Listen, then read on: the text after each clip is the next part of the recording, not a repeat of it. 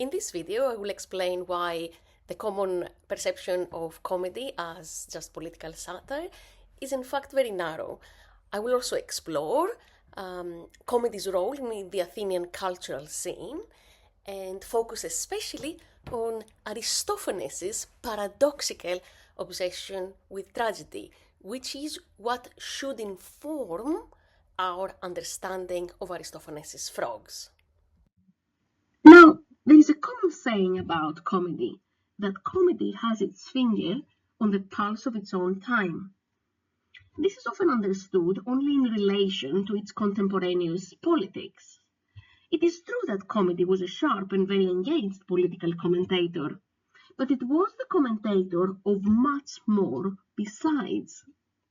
In fact, comedy reports, if I'm allowed to use this word, on pretty much everything that happens in its time, whether cultural or artistic trends, new fashions, intellectual developments, new ideas. So politics is in fact only one element of this tendency of comedy to have its finger on the pulse of its own time. And when it comes to literature and poetry, any aspect of the cultural production of Athens and the Panhellenic cultural heritage becomes material for comic poets. Homeric epic, as the example that I mentioned earlier suggests, didactic epics such as Hesiod, choral lyric, symposic poetry, historiography, satire drama, new musical trends, and even other comedy, everything that happens around the comic playwright eventually may find its way in these highly topical plays. This material also, and this is quite significant now to consider, it also becomes a target in relation to which comedy positions itself as a genre and with which it competes. And we know a lot about the perception of art and literature in the 5th century, thanks to surviving comedy and thanks to its tendency to comment on all of this cultural production and also to rival it. And I will explain more in a minute about this tendency to rival other cultural production. The most important aspect of all of this engagement of comedy with literature is, as we will discover further with frogs, its obsession and rivalry with tragedy. The world of tragedy, the most successful cultural product of 5th century Greece, fascinates and obsesses comic poets.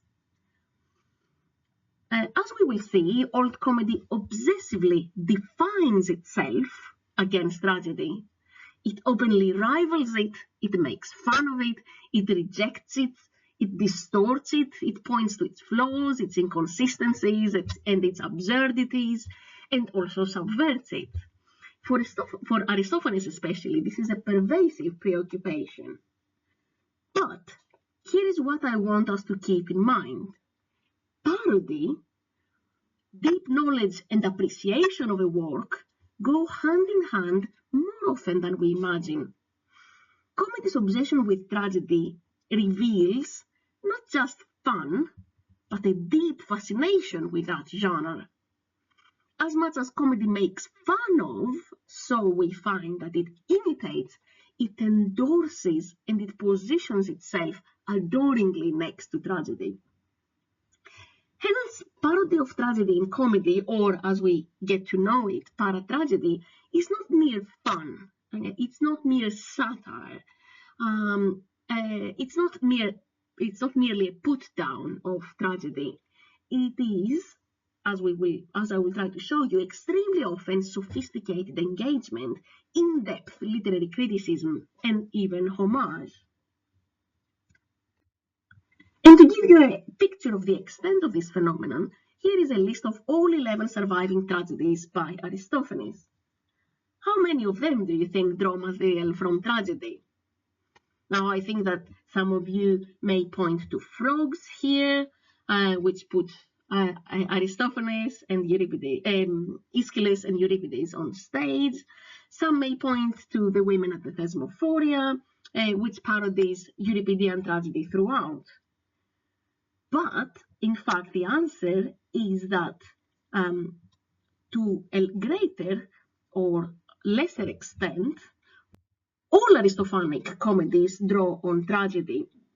Some, like Frogs and Women at the Thesmophoria, written here with a bigger font, as well as Men of Acharni, Clouds and Peace, more so.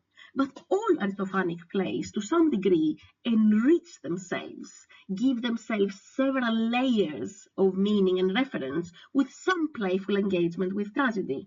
Tragedy is a defining experience for our comic poet Aristophanes.